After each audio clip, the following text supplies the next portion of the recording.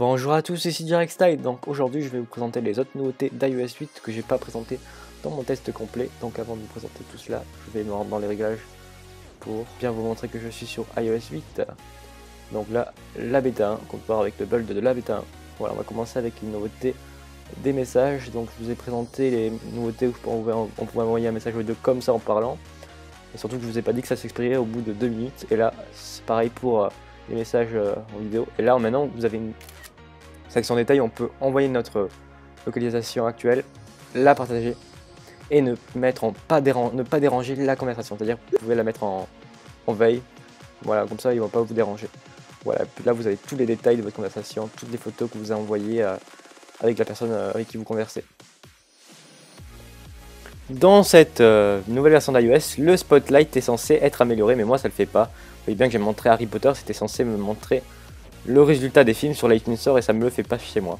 Donc j'ai marqué Star Wars et vous voyez que je ne vais pas trouver de Star Wars. Donc normalement vous pouvez chercher sur l'iTunes Store des applications que vous ne possédez pas sur votre iPhone, peut-être sur iPad, même des musiques, tout ça, ça marche pas pour ma part. Donc peut-être que c'est à cause que c'est la bêta 1. Mais si ça marche pour la bêta 2, j'essaierai de vous le montrer dès que j'aurai fait la mise à jour. Voilà, pourtant je suis bien sur iOS 8 et même mon application de réglage a craché pour vous montrer qu'elle bug. Dans les précédentes versions, vous avez tous connu inverser les couleurs. Maintenant, vous avez une nouvelle fonction qui est presque pareille. C'est Grayscale en anglais. Donc, c'est des tons gris. Ça va vous permettre d'améliorer l'autonomie de votre iPhone. Donc, ça fait penser à la fonction du Galaxy S5 qui vous permet de gagner l'autonomie. Ça va faire pareil. Vous voyez que ça marche vraiment dans tout l'appareil. Donc, c'est plutôt pas mal. Voilà. Donc, si vous êtes en panne de batterie, genre à 10%, ça va vous aider. Donc là, si vous le mélangez avec inverser les couleurs, ça donne cela. Dans l'application Mail, vous avez des nouvelles fonctions que dès que vous swipez vers la droite ou la gauche, vous avez des raccourcis marqués comme lui. Par exemple, si je fais ça, marqué comme lui maintenant, vous pouvez l'archiver, le supprimer. Donc là, c'est mettre avec un drapeau. Donc voilà. C'est un peu compliqué à utiliser, j'arrive pas tout le temps, vous voyez. Espérons que ça sera amélioré dans des prochaines bêtas. Voilà, donc je fais que le supprimer. Mais si... Ah là, j'ai réussi à mettre un drapeau. Voilà, vous avez aussi les options, je vais essayer de vous les montrer. Voilà. Alors j'essaye. C'est compliqué. Options. Soit ou répondre, transférer, marquer comme drapeau, tout ça. Ça fait penser à l'application Mailbox qui était sur l'App Store.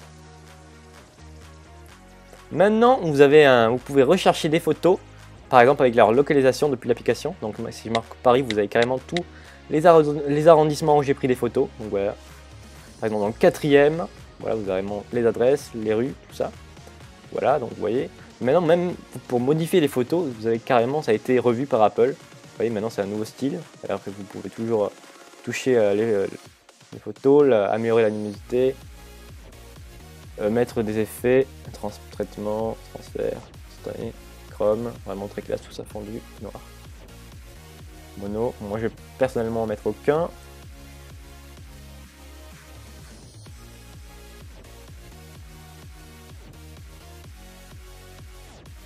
Vous pouvez régler la couleur de la photo ainsi que la luminosité, sans contraste, sans éclair, vous voyez vraiment, c'est plus poussé que sur iOS 7, maintenant c'est super sympa. Ça fait penser à un truc que je vous avais présenté, c'était Rendaria, c'est plutôt pas mal que Apple intègre ça.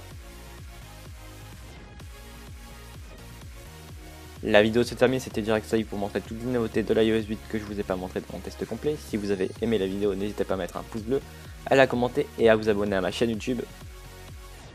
C'était DirectStyle et moi je vous dis à la prochaine.